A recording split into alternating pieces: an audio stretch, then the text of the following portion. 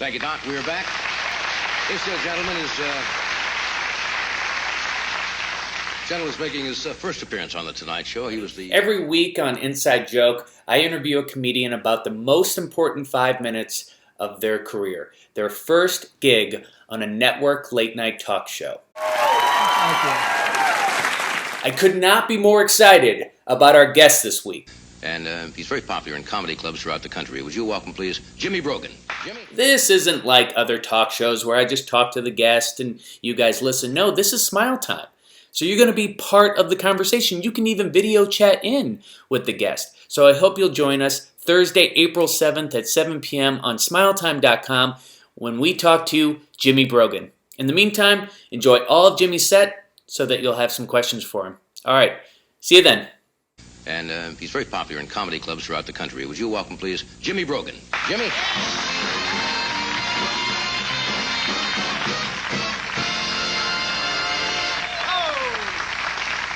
Thank you very much. I am excited to be here tonight. I like being in California. I am originally from the Midwest. Yeah, Midwest? Yeah, Cleveland, Ohio is my hometown. And, Ohio? Sure. Now, of course, Ohio is an Indian word. It means beautiful. And, of course, Cleveland's an Indian word. It means not. So, it works out pretty good, yeah. I like being a kid growing up in Cleveland. I was born there. I was a large baby. I was 10 pounds, 4 ounces when I was born. I've lost weight since. Yeah.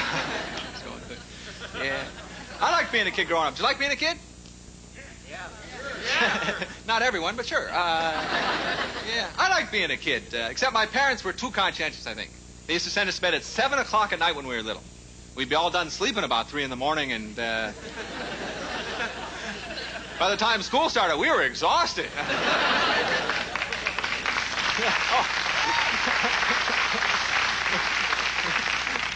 Thank you. This joke has never worked before. Thank you. Kind of surprised me there.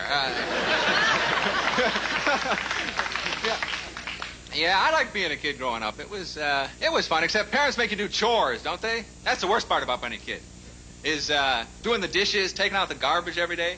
That's the great thing about getting your own apartment. You move in that first day and you think to yourself, I'm done with chores. Then after about a month and a half, you got those dishes piled up in the sink, and you have a science experiment growing in the shower, and you look around again, and you think to yourself, I gotta have some kids.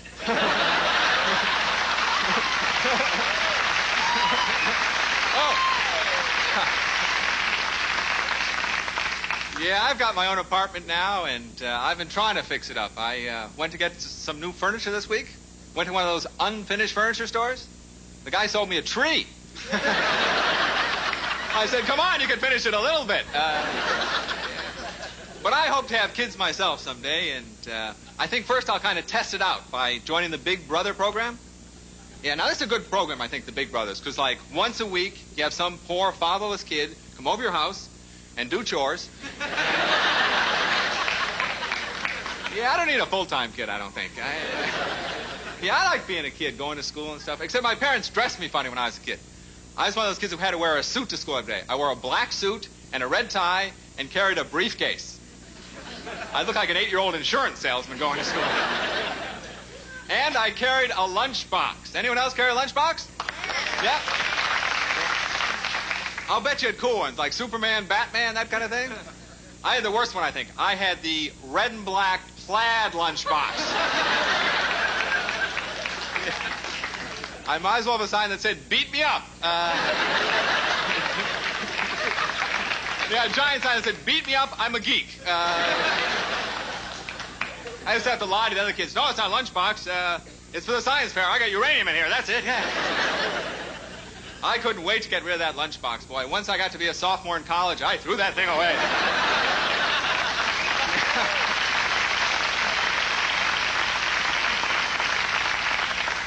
Yeah, carrying a bag was a cool thing when you went to school, wasn't it?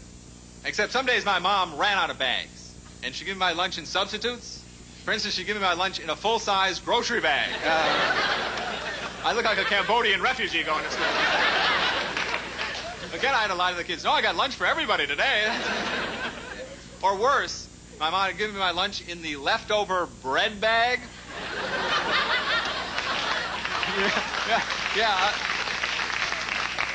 And my mom wasn't buying that 1 pound loaf of bread. She was buying that survival shelter size, you know? I was dragging it behind me on the ground on the way to school. It looked like I was trolling for other food. And all moms do the same thing. They put fruit in the lunch. And kids don't know what that's for, you know? They think it's like parsley that comes with steak. You just throw that thing away. Hey, what is that? I thought the reason that apple was in there had been refrigerated, and it was in there to keep the candy bar from melting. See, that's a great thing about moms. They know what kind of sweets to buy you. You know, moms know to buy you Oreos. Dads don't know for some reason. They go to the store to get Oreos. It's on the list. I don't know why this is, but they always wander back with Hydrox. Or worse, my dad would come home with those store-brand Oreos, you know those? 800 to a package, you just come walking in. And they're so cheap, they just say in the front, black cookies.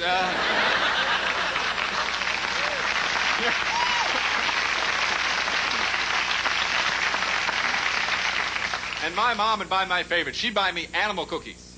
And these always look great in the store in that little cage with that string on it. You know, that little circus cage? And then you get them home, and all the heads and the legs would be bitten off. And I'd be sitting there thinking to myself, when are these people going to learn? You can't put all different kind of animals in the same cage.